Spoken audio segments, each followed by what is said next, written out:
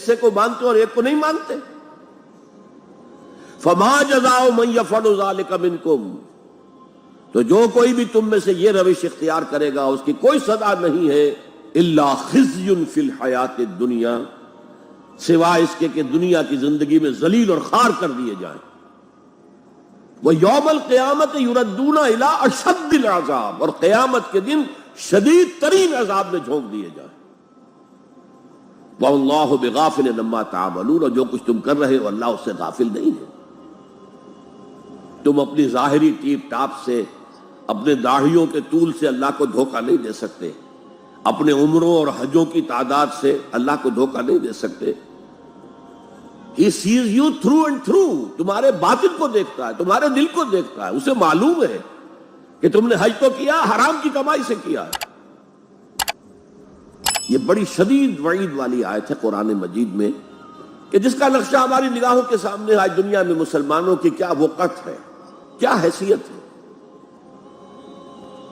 فما جزاء من يفعل ذلك منكم الا خزي في الحیات الدنیا ويوم القیامت. اب یہ قیامت کے دن کی بات جو اللہ فرما رہے ہیں، دعا ہی کی جا سکتی ہے کہ اللہ تعالیٰ اس سے بچا لے، کرم فرمائے، اپنی شان غفاری اور شان رحیمی سے ہمیں اس روز کی ذلت سے اور شدید ترین عذاب میں جھونک دیے جانے کی جو یہاں پر خبر سنائی جا رہی ہے، وعید سنائی جا رہی ہے، اللہ تعالیٰ اس سے بچا لے.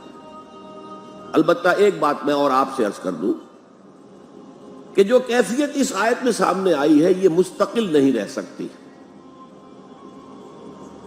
اگر کوئی شخص واقعتاً چاہے آغاز میں اس کا دل پازیٹیولی ایمان سے خالی تھا لیکن ساتھ ہی نیگیٹو نفاق سے بھی خالی تھا، کہہ سکتے ہیں زیرو لیول ہے، پلس ویلیوز اور مائنس ویلیوز کے درمیان زیرو آئے گا، تو باطن کے اعتبار سے چاہے وہ زیرو لیول پر تھا لیکن اگر وہ اطاعت کرتا رہا، نماز پڑھتا رہا، روزہ رکھتا رہا، زکوٰۃ دیتا رہا، حرام چیزوں سے بچتا رہا، فرائض ادا کرتا رہا، تو اس سے لازماً ایمان پیدا ہو جائے گا اس کے دلوں میں.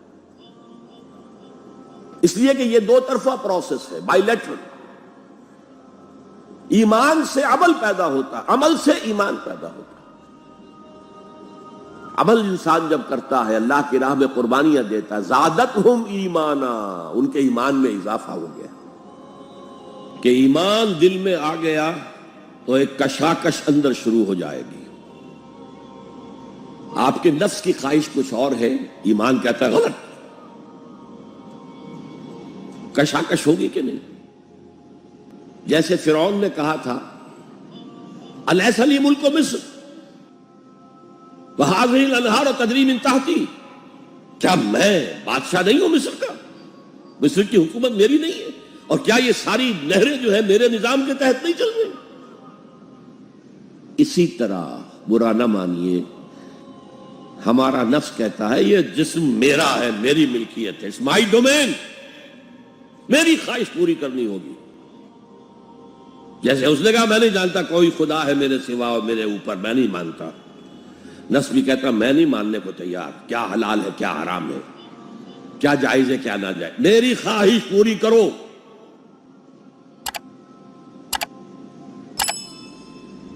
اس کے خلاف جہاد.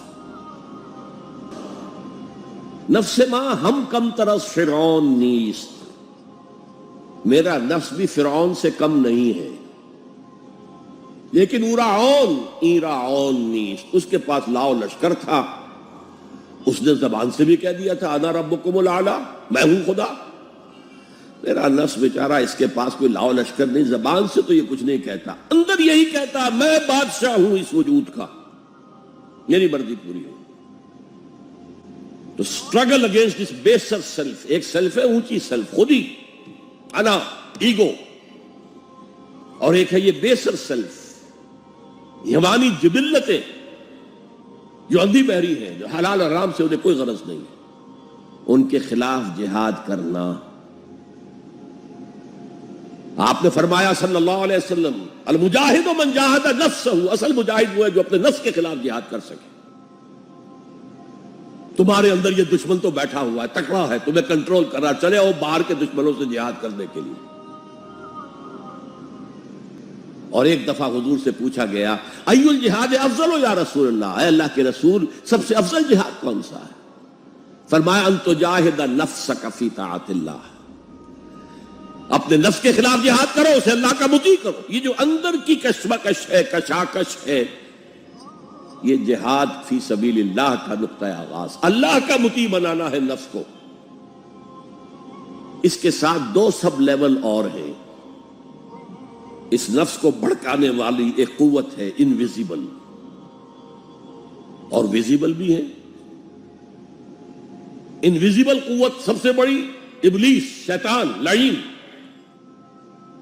اور اس کے چیلے چانٹے جنات میں سے، اور ویزیبل میں انسانوں میں جو اس کے ایجنٹ ہیں،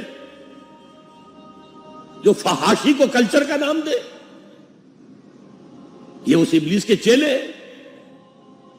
ان کے خلاف جہاد نہیں کریں گے آپ، اگر آپ ان کے خلاف ایگریسو ایٹیٹیوڈ اختیار نہیں کریں گے تو آپ ان کے دباؤ میں آ جائیں گے۔ ان الشیطان لکم عدو فاتخذوہ عدوا، اے لوگوں یہ شیطان تمہارا دشمن ہے، اس کو اپنا دشمن سمجھو۔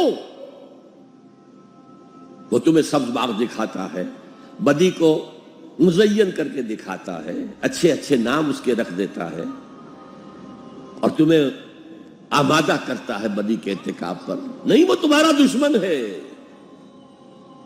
افتتخذونہ وذریتہ اولیاء من دونی، تم مجھے چھوڑ کر اسے اور اس کے چیلے چانٹوں کو تم اپنا دوست بناتے ہو۔ شیطان کے خلاف جنگ کرو۔ اور تیسرا اس پر سب لیول کیا ہے؟ معاشرہ اگر بگڑا ہوا ہے، اس کا عمومی رجحان برائی کی طرف ہے، تو سوشل پریشرز آپ کو ادھر دھکیلتے ہیں۔ تب دو ہی راستے ہیں، زمانہ بات و نسازت تو بعد زمانہ بے ساز۔ یا تو پیسو معاملہ ہے، زمانہ تمہارے ساتھ سازگاری نہیں کرتا، چھوڑو تم زمانے کے ساتھ سازگاری اختیار کر لو، چلو تم ادھر کو ہوا ہو جدھر کی۔ ایک یہ ہے کہ نہیں، زمانہ بات و نسازت تو بعد زمانہ ستیس۔ زمانہ اگر تمہارے ساتھ سازگاری نہیں کر رہا تو زمانے سے جنگ کرو، لڑو، ریزسٹ کرو۔ تو تین جہاد ہو گئے فرسٹ لیول کے، 3 سب لیولز۔ نفس امارہ، اج، لبیڈو، نفس حیوانی کے خلاف جہاد، اس کو بھڑکانے والے، وسوسہ اندازی کرنے والے، اس میں پھونکے مارنے والے، شیطان اور اس کی ذریت مانوی اور ذریت نسلی، جنات اور انسانوں میں جو اس کے ایجنٹ ہیں، ان کے خلاف جہاد، معاشرے کے خلاف ایک سٹرگل۔